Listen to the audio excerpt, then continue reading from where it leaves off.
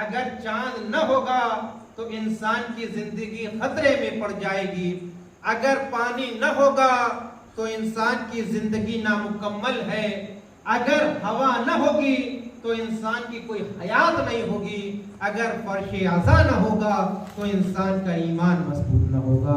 مل جل کے صلوات پڑھے گا محمد والے محمد۔ اللہم صلی علی محمد والے محمد۔ کل کی ہماری جو گفتگو تھی اسی کے حوالے سے آگے بڑھاتے ہوئے کہتا چلوں کہ شہزادی فاطمہ زہرا سلام اللہ علیہا فرما رہی ہیں کہ اگر تم دنیا میں کامیاب ہونا چاہتے ہو تو علی سے محبت کرو۔ کچھ مختصر سی باتیں بیان کرتے ہوئے پھر موضوع پہ آؤں کہ دنیا میں ہر شخص کامیاب ہونا چاہتا ہے، ہر مکتبہ فکر کا انسان کامیاب ہونا چاہتا ہے، جو زندگی میں ناکام ہو لیکن پھر بھی وہ کامیاب ہونا چاہتا ہے۔ تو فاطمہ بتا رہی ہیں کہ جس کو کامیاب ہونا ہے وہ علی سے محبت کرے۔ کامیابی کا معیار فاطمہ نے جسے قرار دیا ہے وہ علی کی ذات ہے۔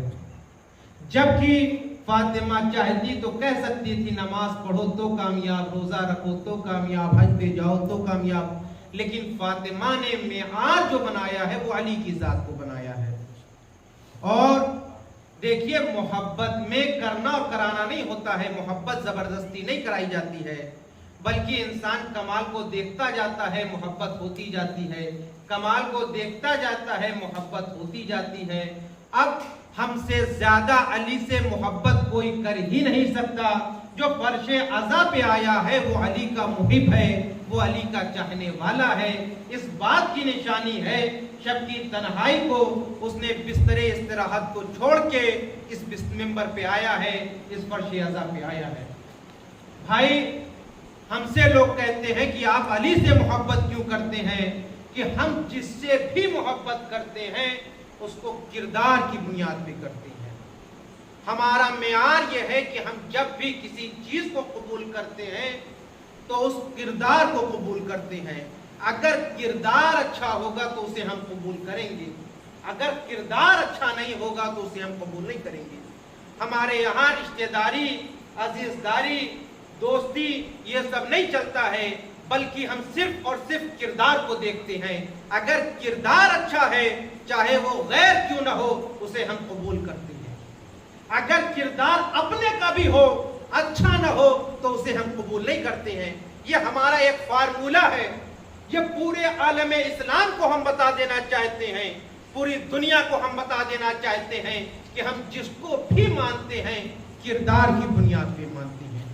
اگر کردار اچھا ہو تو فرعون جیسی دشمن کی بیوی کا بھی احترام کرتے ہیں، اگر کردار اچھا ہو تو فرعون کی بیوی کا بھی احترام کرتے ہیں، اور اگر کردار اچھا نہ ہو تو نوح کی بیوی پہ بھی لعنت کرتے ہیں۔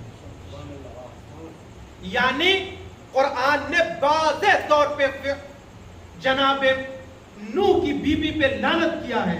کیوں کیا ہے؟ اس لیے اسلام ہمیں بتا رہا ہے کہ تم جس کو مانو اس کا کردار اچھا ہونا چاہیے۔ اگر کردار اچھا نہیں ہوا تو یہ نہیں ہو سکتا کہ نہیں وہ ہمارا ہے، اپنا بھائی ہے، اپنا دوست ہے، اس کی غلط بات کو بھی ہم قبول کریں گے۔ نہیں، اسلام کہتا ہے حق اور سچائی میں یہ نہ دیکھو کہ کون بول رہا ہے، اس لیے مولا نے فرمایا ہے کہ یہ نہ دیکھو کون بول رہا ہے، یہ دیکھو کہ کیا بول رہا ہے۔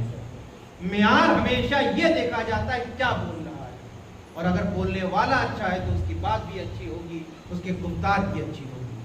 ایک مل جل کے صلوات پڑھے بر محمد والے محمد۔ صلی اللہ محمد والے محمد۔ تو ہماری کل کی جو گفتگو ہو رہی تھی وہ تین چیزوں پہ اوپر ہو رہی تھی۔ اسلام کا تین ستون ہے، تین پیلر ہے، ایک اصول دین، ایک فروع دین، ایک ہے اخلاق۔ اصول دین کیا ہے، فروع دین کیا ہے اور اخلاق کیا ہے، یہ ہم اپنے چھوٹے بھائیوں کے لیے بیان کرتے چلیں۔ اصول دین کا تعلق انسان کا اپنی عقل سے ہے۔ اصول دین میں تقلید جائز نہیں ہے، اصول دین میں تقلید جائز نہیں ہے۔ مثال کے طور پہ ہمارے باپ اگر خدا کو ایک مان رہے تھے اس لیے ہم خدا کو ایک مان رہے ہیں تو یہ قابل قبول نہیں ہے، بلکہ ہر انسان کو اپنی عقل کے اعتبار سے کوشش کرنا چاہیے کہ خدا ایک ہے، دو ہے، یا خدا ہے یا نہیں ہے، اپنی عقل کے اعتبار سے اسے تحقیق کرنا چاہیے۔ یہ نہیں ہو سکتا کہ کہا جائے کہ بھائی ہم کو مولوی صاحب نے بتا دیا ہے اللہ ایک ہے اس لیے ہم مان رہے ہیں، نہیں، بلکہ آپ اپنی عقل کے ذریعے سے خدا کو پہچانیں۔ سورج کا وقت معینہ پہ نکلنا اور ڈوب جانا اس بات کی علامت ہے کہ کوئی ذات ہے جسے خدا کہا جاتا ہے، اور جب ہمیں اس بات کا یقین ہو گیا کہ کوئی خدا ہے، کوئی ایک طاقت ہے، تو اس نے ہماری ہدایت کے لیے کسی نہ کسی چیز کو بھیجا ہوگا۔ انسان کی فطری طور پہ یہ ہوتا ہے کہ اگر آپ غور کریں کہ انسان کسی چیز کا جو موجود ہوتا ہے، جو کوئی چیز بناتا ہے تو اس کا فارمولہ رکھتا ہے اپنے پاس۔ مثال کے طور پہ آپ نے مائک خریدا ہوگا تو مائک کے ساتھ دو آپ کو نوٹ بک ملی ہوگی، ایک گارنٹی کی نوٹ بک ملی ہوگی اور ایک اس کے اندر تمام فنکشن بتائے گئے ہوں گے، کیا دبائیے گا تو کیا ہے، کیسے ہے، یعنی پورا آپ کو اگر وہ مائک چلانا صحیح طریقے سے آپ جاننا چاہتے ہیں تو آپ کتاب کو پڑھیے۔ اگر آپ کتاب کو صحیح طریقے سے نہیں پڑھیں گے تو آپ کو سمجھ میں نہیں آئے گا کس سے آواز تیز ہوتی ہے، کس سے دھیری ہوتی ہے۔ تو جب ایک عام انسان یہ تصور کرتا ہے کہ جو چیز ہم بنا رہے ہیں وہ ہر ایک انسان نہیں سمجھ سکتا، بلکہ اس کے لیے ضروری یہ ہے کہ ہم اس کو تحریری صورت میں لکھ کے دے دیں۔ تو اللہ نے جب اتنی بڑی دنیا بنائی ہے، اتنی بڑی کائنات بنائی ہے، تو پھر انسان کو ایسے نہیں چھوڑ سکتا ہے، انسان کو لاوارث نہیں چھوڑ سکتا ہے۔ جب ایک معمولی سا انسان ایک نوٹ بک لکھ کے بھیجتا ہے تو اللہ نے انسان کی ہدایت کے لیے قرآن جیسی نعمت کی کتاب نازل کیا، اور صرف قرآن جیسی کتاب نازل نہیں کیا بلکہ وارث قرآن بھی بنا کے کچھ لوگوں کو بھیجا ہے۔ یہ ہماری ذمہ داری ہے کہ ہم وارث قرآن کو پہچانے۔ مل جل کے صلوات پڑھے بر محمد والے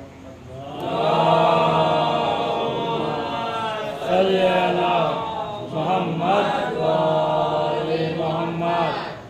تو اللہ یہ ہم سے 1000 گنا بہتر جانتا تھا کہ یہ انسان اس دنیا میں آئے گا اور آنے کے بعد اس طریقے سے لاوارث نہیں گھوم سکتا ہے، اس کی ہدایت کے لیے کوئی نہ کوئی انتظام کیا جائے۔ اسی لیے اللہ بندوں کے اوپر لطف کرتا ہے، اللہ اپنے بندوں کے اوپر لطف کرتا ہے، اور لطف 2 قسم کا ہوتا ہے۔ ایک وہ لطف ہوتا ہے جو تمام انسانیت کے لیے ہوتا ہے، جیسے سورج، چاند، پانی، ہوا ہر انسان کے لیے ہے، اور دوسرا کیا ہے کہ جو اللہ کو پہچان لیتے ہیں، جو اللہ پہ ایمان لیتے آتے ہیں، وہ سمجھ جاتے ہیں کہ اللہ نے اس دنیا کو بنایا ہے تو اس کے پیچھے نہ کوئی مقصد ہے، کوئی نہ کوئی ہدف ہے۔ جب انسان یہ جان جاتا ہے اللہ نے ہمیں بھیجا ہے کسی مقصد اور کسی ہدف کے تحت، تو وہ ہدف کے حاصل کے لیے وہ آگے بڑھتا ہے، تو اس کے پاس ہدف کو جاننے کے لیے ضروری ہے کہ اس کے پاس کوئی کتاب ہو۔ بغیر کتاب کے وہ آگے نہیں بڑھ سکتا ہے۔ اللہ نے اسی لیے قرآن کو قیامت تک کے لیے معجزہ بنا کے بھیجا ہے۔ اسی لیے کہا جاتا ہے قرآن میں کل کا کل علم موجود ہے، جو آج ہونے والا ہے، جو ہو چکا ہے اور جو ہوگا، وہ سب کچھ قرآن میں موجود ہے۔ اور دوسری بات میں بتاتا چلوں کہ دیکھیے اگر آپ دین کو سمجھیے تو دین 3 چیزوں کا اور نام ہے۔ ایک انسان کی اپنی ذاتی زندگی ہوتی ہے، اپنی ذاتی زندگی ہے، اور دوسری یہ ہوتی ہے کہ وہ سوسائٹی میں جیتا ہے، وہ ایک سماج میں جیتا ہے، وہ ایک معاشرے میں جیتا ہے، اس کی بھی اپنی ذمہ داری ہوتی ہے۔ اور تیسری ذمہ داری یہ ہے، وہ اس سے اوپر کی ہے، وہ کیا ہے کہ وہ اپنے کو پہچانے، وہ اپنی ذات کو پہچانے کہ وہ کہاں سے آیا ہے، وہ کہاں ہے اور اسے کہاں جانا ہے۔ انسان 3 حصوں میں اپنی زندگی کے اوپر غور کر سکتا ہے۔ پہلا کہ وہ سوچے کہ وہ کیا کھائے گا، وہ کیا پیے گا، وہ کیا پہنے گا، وہ کیسے رہے گا۔ یہ ہر انسان کی اپنی پرسنل ہوتا ہے، اس میں किसी को कोई इंटरफेयर करने की जरूरत नहीं है।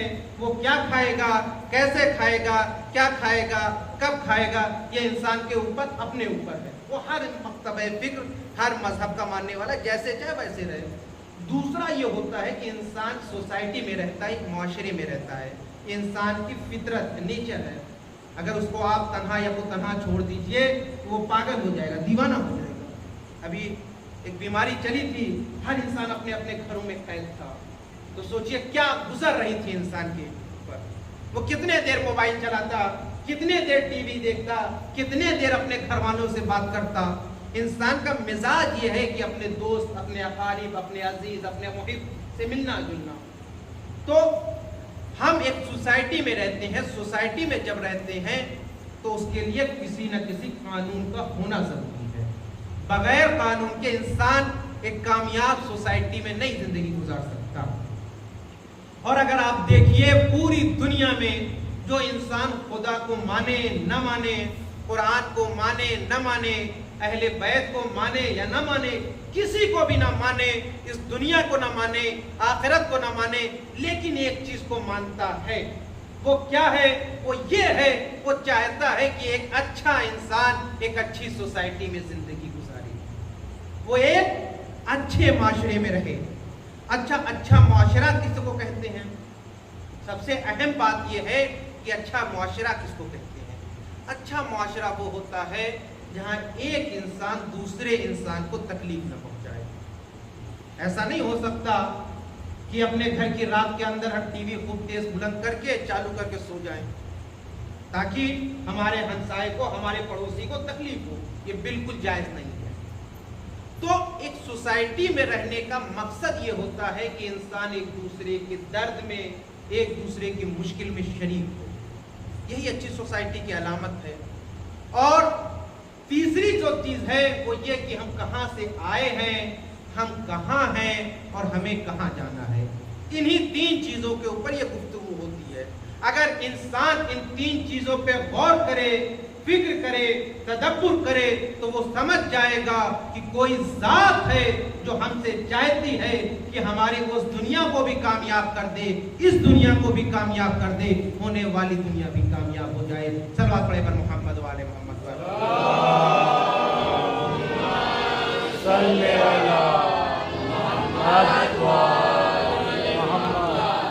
खुदा ये चाहता है कि इंसान एक अच्छी सोसाइटी में रहे। अगर आप खुदा की किसी एक इबादत को आप उठा लीजिए, किसी एक इबादत को आप उस पर सिर्फ गौर करते चले जाइए, तो आपको खुद ब खुद एहसास होता जाएगा कि अल्लाह अपने बंदों से क्या चाहता है।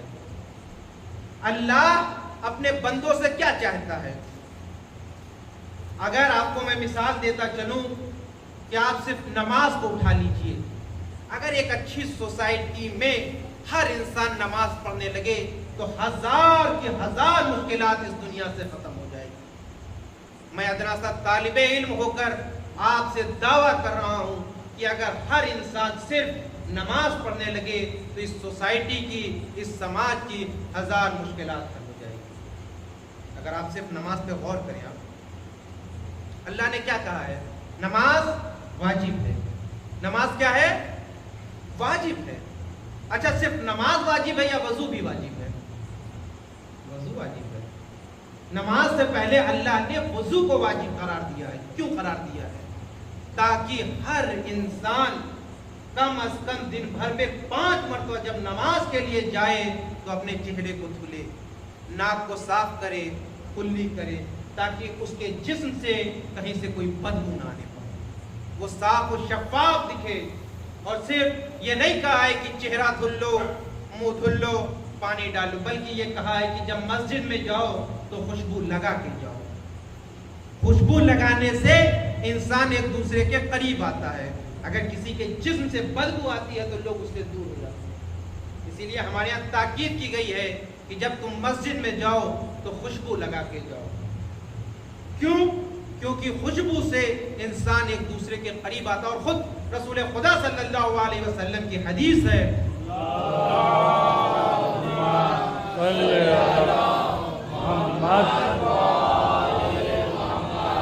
कि کہ اگر خوشبو کے اوپر 1000 درہم بھی خرچ کیا جائے تو اسراف نہیں ہوگا۔ اگر آپ نے 1000 درہم کا کوئی عطر خریدا ہے تو اس کو اسراف نہیں سمجھے، اتنا خوشبو کے لیے تاکید۔ پھر کیا فرمایا اللہ نے کہ 5 وقت نماز پڑھو۔ کب کب پڑھو؟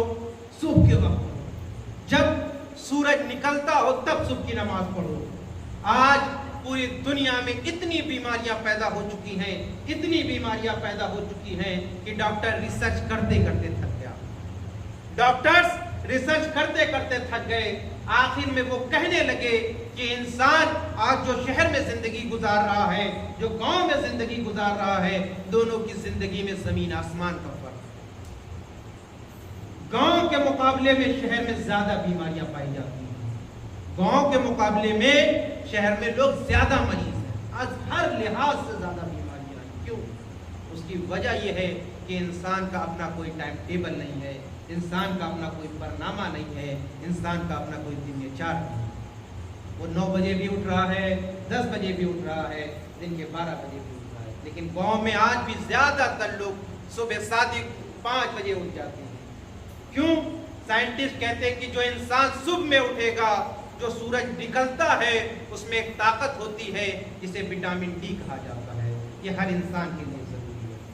اللہ دیکھیے کہاں کہاں سے آپ کے لیے انتظام کر رہا ہے۔ نماز صرف ہم نماز اس لیے نہیں پڑھتے ہیں کہ اللہ نے حکم دیا ہے۔ نماز اگر ہم اللہ کی عبادت نہیں کریں گے، نعوذ باللہ اس کی وحدانیت میں کوئی کمی آنے والی نہیں ہے۔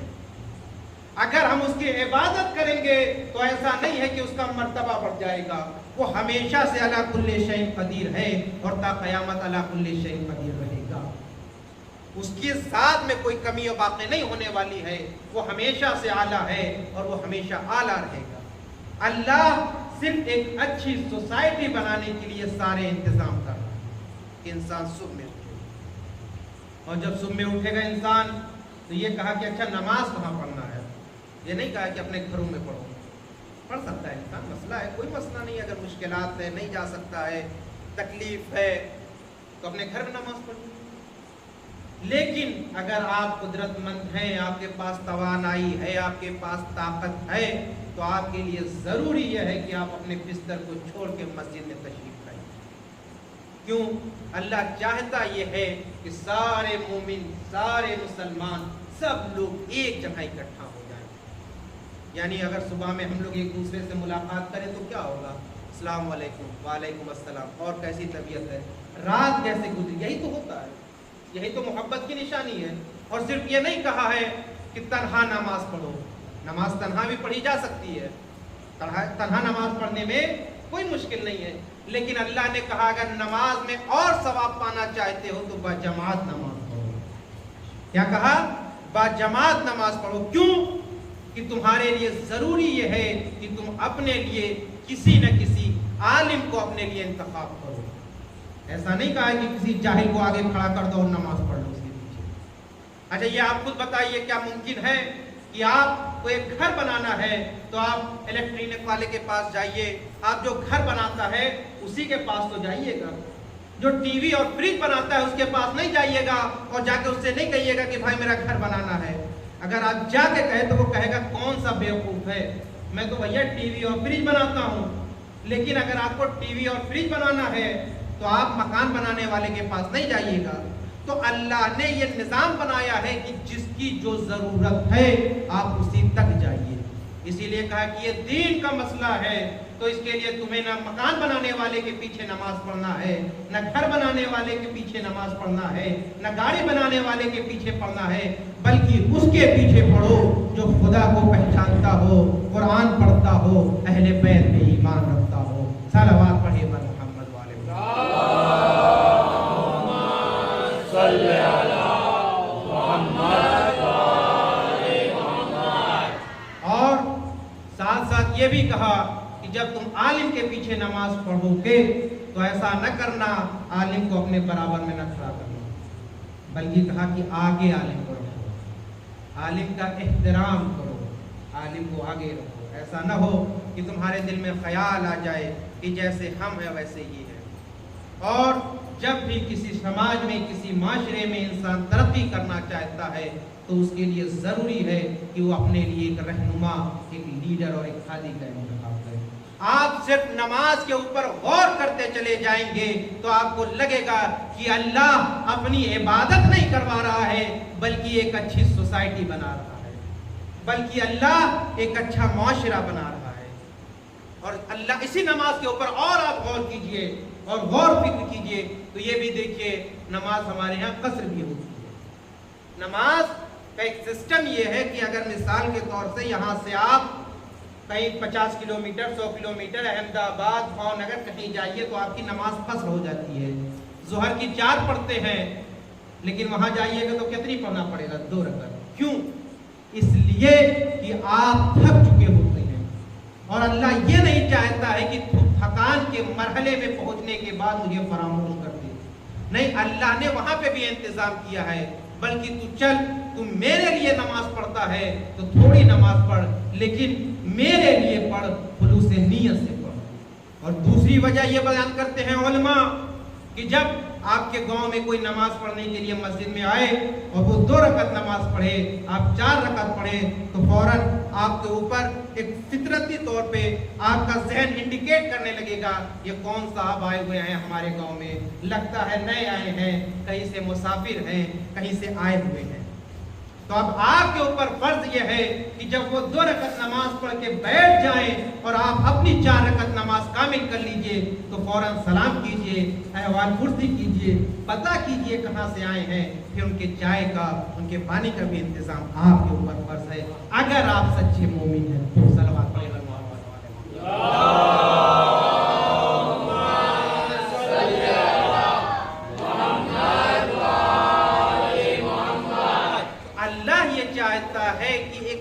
سوسائٹی ہے، ایک اچھا موضوع بہت ہی خوش ہے، یہ مجھ کو بھی احساس ہے، ایسا نہیں ہے کہ مجھ کو احساس نہیں کہ میں کیا پڑھ رہا ہوں۔ یہ سب چیزیں بہت ہی خوش، جس کو ہمارے پورانچل اور یوپی کی زبان میں کہتے ہیں کہ مجمع سونے لگتا ہے اس طرح کی باتوں کو۔ سب آپ پر محمد والے محمد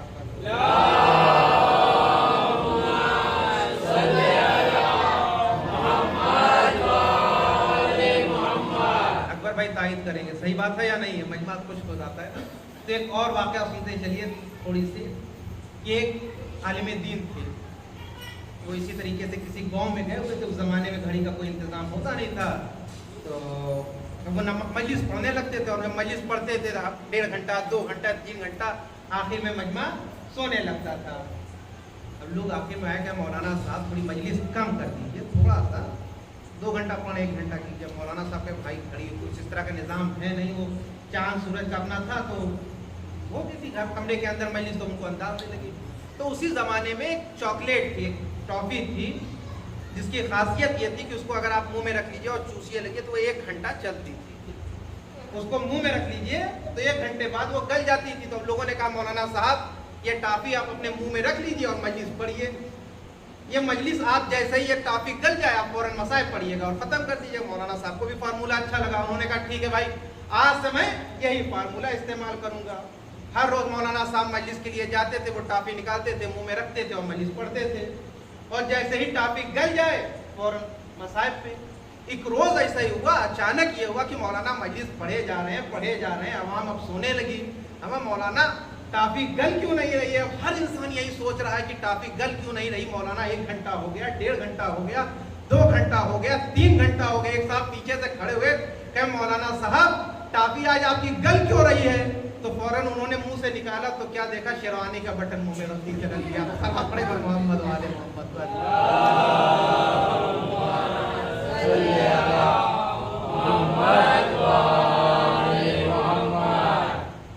تو آزادارو، در حقیقت ہمارا مقصد یہ ہے کہ ہم اس دنیا میں بھی کامیاب ہو جائیں، اس دنیا میں کامیابی کی نشانی یہ ہے کہ ہم اس دنیا میں کامیاب ہو جائیں۔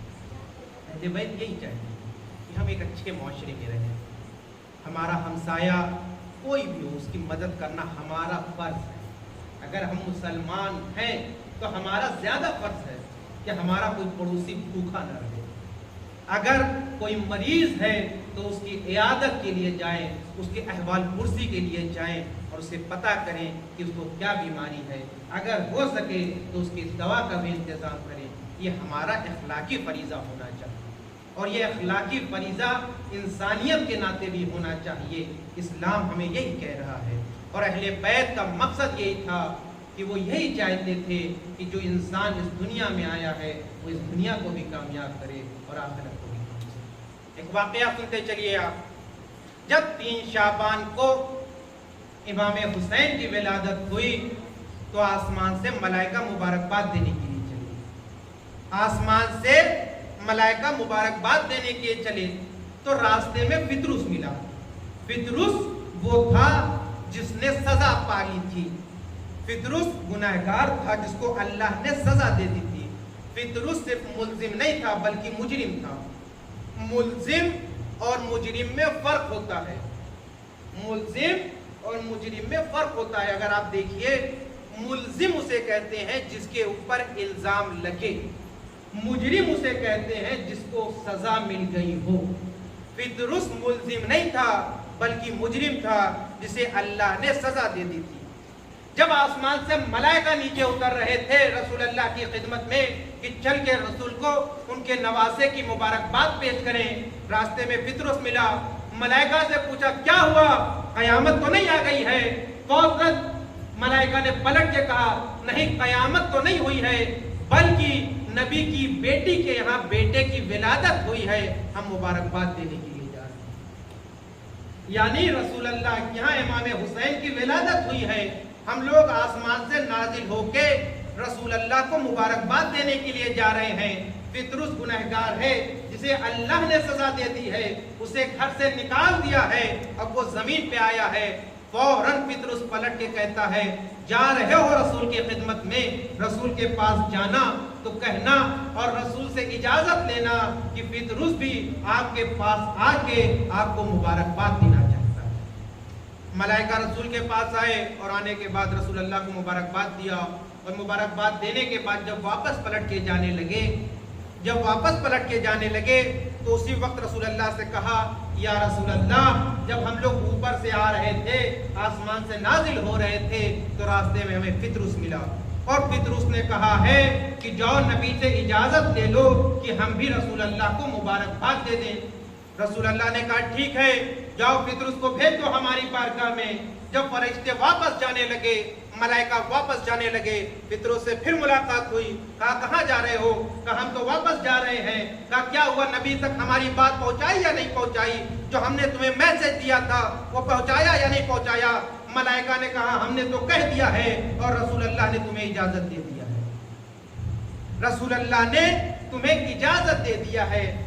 جب رسول اللہ نے اجازت دیا تو پطرس بھی رسول اللہ کے پاس آیا، اور آنے کے بعد رسول اللہ کو مبارکباد دیا، اور مبارکباد دینے کے بعد رسول اللہ سے کہتا ہے یا رسول اللہ، یہ جو آپ کا نواسہ ہے، یہ جو آپ کا نواسہ ہے جسے امام حسین کہتے ہیں، اگر آپ اجازت دیجئے تو میں اپنے آپ کو حسین سے مس کر لوں، شاید اس کے توسل سے خدا مجھے بالوں پر عطا کر دے، خدا امام حسین کے توسل سے بالوں پر عطا کر دے۔ جو لوگ کہتے ہیں کہ آپ کی مجلسوں میں جو بے نمازی ہوتے ہیں وہ بھی آتے ہیں، جو روزہ نہیں رکھتے وہ بھی آتے ہیں، جو غلطیاں کرتے ہیں وہ بھی آتے ہیں، ہما پطرس جیسا گنہگار رسول کی بارگاہ میں آیا یا نہیں آیا، لیکن فرق ہے پطرس آیا تھا، اس کی دعا قبول ہو گئی۔ اسی طریقے سے جیسے گنہگار یہاں سے آئے گا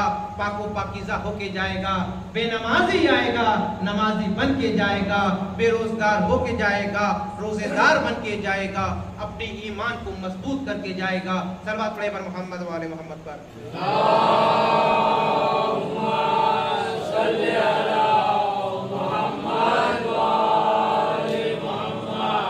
پطرس آیا ہی نہیں بلکہ نبی سے اجازت لے کے آیا، اور جب آیا تو آنے کے بعد کیا کہا، یا نبی اللہ اجازت دیجئے تو تو میں اپنے آپ کو حسین سے مس کر لوں تاکہ مجھے اللہ بالوں پر عطا کر دے۔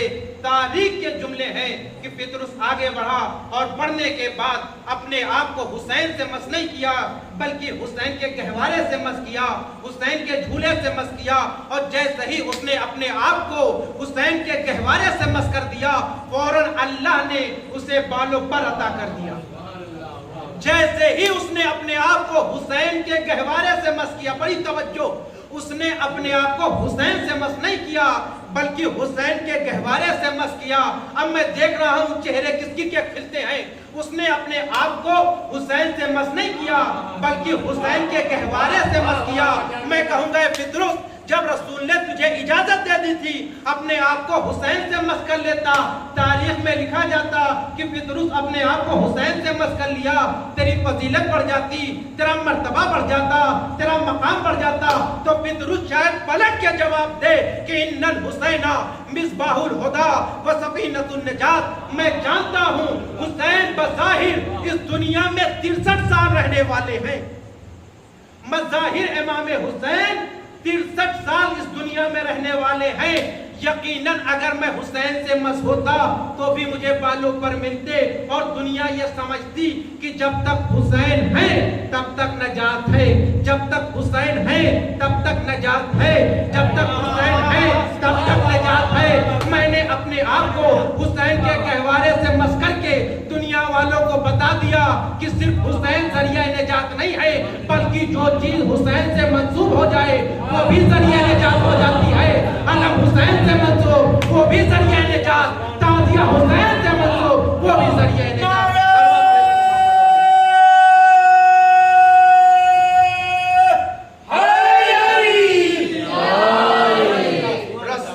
پطرس نے اپنے آپ کو حسین سے مس نہیں کیا بلکہ گہوارے سے مس کر کے دنیا تک کو پیغام دے دیا کہ صرف حسین ہی ذریعہ نجات نہیں ہے بلکہ جو چیز حسین سے منسوب ہو جائے وہ ذریعہ نجات ہو جایا کرتی ہے۔ یہ فرش ازا حسین سے منسوب ہے، یہ بھی ذریعہ نجات ہے۔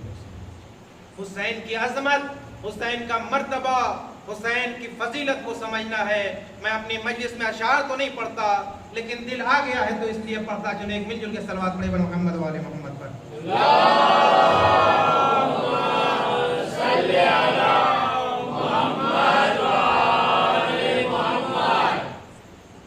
کہ قبا کا سینہ بنے سفینہ، ذرا یہ طبیعت رواں دواں۔ حسین ہے کیا؟ حسین کی عظمت کیا ہے؟ حسین کی فضیلت کیا ہے؟ حسین کا مرتبہ کیا ہے؟ حسین کا درجہ کیا ہے؟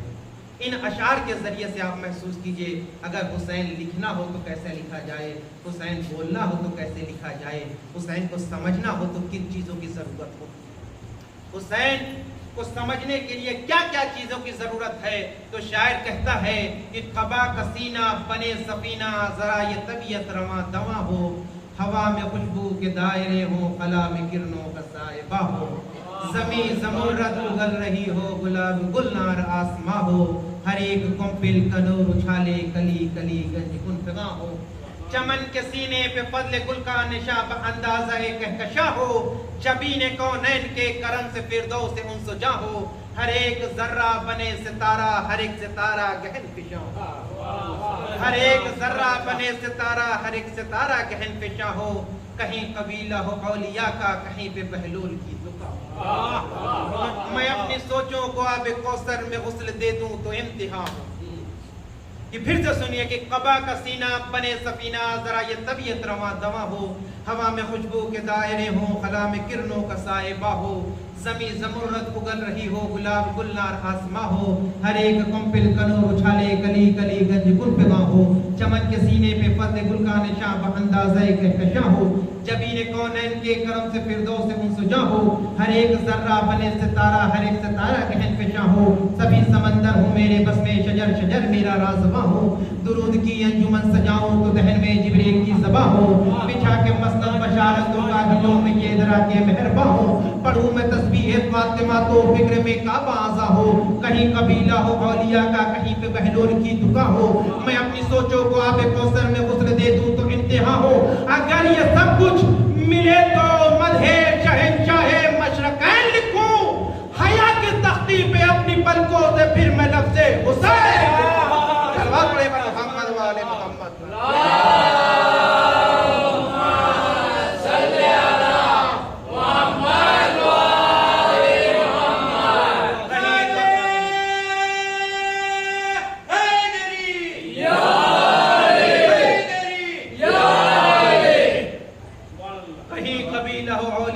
कहीं पे बहलूल की दुआ हो बिछा के मसनद बशारतों का दिलों में ये दरा के मेहरबा हो। पढ़ूं मैं तस्बीह फातिमा को फिक्र में काबाजा हो। मैं अपनी सोचों को आबे कौसर में गुस्ल दे दूं तो इम्तिहान हो। अगर ये सब कुछ मिले तो मदहे शहंशाहे मशरक़ैन लिखूं। हया की तख्ती पे अपनी पलकों से फिर मैं लफ्ज़े हुसैन की अज़मत, हुसैन का मर्तबा, हुसैन की फजीलत को समझना है तो इस हवाले से समझिए कि कूफे वालों ने इमाम हुसैन को पैगाम दिया, ऐ हुसैन अब आप कूफे आइए, हम आपके मुंतज़िर हैं। ऐ हुसैन कूफे आइए, हम आपके मुंतज़िर हैं। जब ख़त पे ख़त आने लगे और इमाम हुसैन के ऊपर इसरार बढ़ता गया तो इमाम हुसैन जाना चाहते थे। लोग आए और आने के बाद इमाम हुसैन से कहते हैं कि ऐ हुसैन आप अभी कूफे न जाइए, बल्कि अपनी तरफ से किसी को रहनुमा, लीडर, अपना एलची, सफ़ीर बना के भेजिए। तो इमाम हुसैन किसको अपना सफ़ीर बनाते, किसे अपना नुमाइंदा बनाते, तो तारीख कहती है कि जनाब मुस्लिम को अपना सफ़ीर बनाया, अपना नुमाइंदा बनाया। जनाब मुस्लिम की अज़मत के लिए इतना ही काफ़ी है कि आप ये सोचिए कि जब तारीख में सबसे ज़्यादा नसब शनास अगर कोई था तो वो मेरा मौला अली। हक्का कहा जाता है और तारीखों में मिलता है कि इमाम की तलवार जो चलती थी 70 नस्लों को देख के चलती थी। लेकिन वो भी अपने भाई जनाब अकील से कहते हैं, अकील मक्के में मदीने में कोई बहादुर खानदान की लड़की तलाश करो, कोई बहादुर खानदान की लड़की तलाश करो। जबकि मौला से ज्यादा कुछ कौन पहचानता था, लेकिन वो जनाब अकील से कह रहे हैं, शायद मेरा मौला फरमाना चाहते हैं कि अकील जिस तरीके से मैं करबला के लिए अब्बास मांग रहा हूँ उसी तरीके से तुम मुस्लिम को तैयार करो। यानी आप खुद ज़ियारत पढ़िएगा तो ज़ियारत के जुमले ये हैं कि जो लफ्ज़ जनाब अब्बास के लिए मासूमी ने इंतखाब किया है वही जनाब मुस्लिम के लिए। जनाब मुस्लिम की अज़मत को समझिए, ये मुक़द्दमे करबला है। करबला की मज़लूमियत को समझना है तो जनाब मुस्लिम की मज़लूमियत को समझना है। तारीख कहती है कि इमाम हुसैन जनाब मुस्लिम को कूफे का नुमाइंदा बना के भेजा, और जब भेजा तो कूफे के लोग जनाब मुस्लिम के इस्तकबाल के लिए अपने घरों को छोड़ के, अपनी दुकानों को छोड़ के, मस्जिदों को छोड़ के बाज़ारों में आ गए और जनाब मुस्लिम का इस्तकबाल किया। और लोग बहुत खुश थे कि जनाब मुस्लिम आ गए हैं, अब हमारे सारे मसाइल कर दिए गए। लेकिन उधर यह खबर यजीद तक पहुंची तो उसने अपने सबसे जालिम और जाबिर नुमाइंदे इब्न ज़ियाद को भेजा और कहा, जाओ कूफे के हालात बदल दो, कूफे के हालात ख़राब कर दो ताकि कोई जनाब मुस्लिम को अपने घर में पनाह न दे। तारीख कहती है कि जनाब मुस्लिम जब इब्न ज़ियाद कूफे में आया उसने ऐलान कर दिया कि किसी के अंदर ये जुर्रत नहीं होना चाहिए कि जनाब मुस्लिम उसके घर में पनाह ले। लेकिन कुछ मुहिब्बत थे जो जनाब मुस्लिम के पीछे नमाज के लिए इकट्ठा हुए। लेकिन तारीख कहती है कि जब जनाब मुस्लिम मगरिब और इशा की नमाज तमाम किए, जब पीछे पलट के देखते हैं तो कोई नजर नहीं आता। जनाब मुस्लिम मजबूरी की हालत है, बेकसी है, मुसाफिर है, न कोई आशना है, न कोई जान पहचान का है। मैं ही आपके शहर में आया हूँ, मैं ही आपके गाँव में आया हूँ, अगर आप मुझे इज्जत नहीं दीजिएगा, रास्ता नहीं बताइएगा तो मैं इन्हीं गली कूचों में भटकता रहूँगा। लेकिन जनाब मुस्लिम के लिए तारीख ये कहती है कि कोई जनाब मुस्लिम को बताने वाला नहीं था। लोग अपने अपने घरों को बंद करके अंदर बैठ चुके थे। जनाब मुस्लिम कूफे की गलियों में भटक रहे थे। इसी असना में एक ज़ईफ़ा अपने घर से चिराग लेने के लिए बाहर आई तो क्या देखा, एक ज़ईफ़, एक मोमिन दरवाजे पे बैठा हुआ है। फौरन वो ज़ईफ़ा कहती है, शख्स کیا تجھے پتا نہیں ہے کوفے کے حالات بڑے خراب ہو چکے ہیں، تو یہاں کیوں بیٹھا ہوا ہے؟ کیا تو اپنے گھر کو چلا جا۔ فوراً مسلم پلٹ کے کہتے ہیں ضعیفہ تو اتنا بتا دے جس کے کوئی گھر نہ ہو وہ کہاں کر جائے گا؟ فوراً وہ ضعیفہ کہتی تو کہاں کا رہنے والا ہے اتنا بتا دے۔ فوراً جناب مسلم کہتے ہیں میں مدینے کا رہنے والا ہوں۔ فوراً وہ محب اہل بیت تھی، فوراً پلٹ کے کہتی اگر تو مدینے کا رہنے والا ہے تو تو نے خاندان بنی ہاشم کا نام سنا ہوگا۔ فوراً مسلم پلٹ کے کہتے ہیں ضعیفہ میں اسی خاندان کا ایک چھٹکو چراغ ہوں۔ فوراً وہ جناب مسلم کو گھر میں لے کے آئی، گھر میں لے کے آئی، خوشی خوشی استقبال کرتی ہے۔ اب تھوڑی دیر کے لیے اپنے سینے پہ ہاتھ رکھ کے سوچئے کہ اگر میرا مولا میرے دروازے پہ آئے اور آ کے تحفظ معاف کرے میرے دل میں کتنی خوشی ہوگی۔ وہ مومنہ رسول کے چاہنے والی تھی، اولاد رسول کو اپنے گھر پہ دیکھا، عجیب کیفیت تھی، اس کی سمجھ میں نہیں آ رہا تھا کیا بناؤں، کس طریقے سے جناب مسلم کے پیش کروں۔ وہ دل ہی دل میں خوش تھی، جناب مسلم کے قریب آتی اور آنے کے بعد کہتی ہے اے آقا یہ بتائیے میں آپ کی کیا خدمت کر سکتی ہوں؟ جناب مسلم کہتی ہے ضعیفہ بس تم میرے لیے ایک مصلے کا انتظام کر دے تاکہ میں رات کی تنہائی خدا کے ساتھ گزار سکوں۔ وہ مومنہ نے مصلہ بچھایا، تاریخ کہتی ہے شب بھر جناب مسلم عبادت خدا میں مشغول تھے۔ تاریخ نے کہا کہ شاید اس کا بیٹا یا شوہر جو ابن زیاد کی حق کام کرتا تھا، ابن زیاد نے اعلان کر دیا تھا کہ جو بھی جناب مسلم کی خبر لا کے دے گا اسے میں انعام اور تحفے سے نوازوں گا۔ وہ آتا ہے تو کیا دیکھتا ہے ایک مرد مجاہد گھر میں موجود ہے، فوراً جا کے ابن زیاد کو خبر دیتا ہے۔ اب جناب مسلم گھر ہی میں رہتے ہیں، چاروں طرف سے گھیرا لیا جاتا ہے۔ ضعیفہ کہتی ہے مولا آپ گھر سے نہ جائیے۔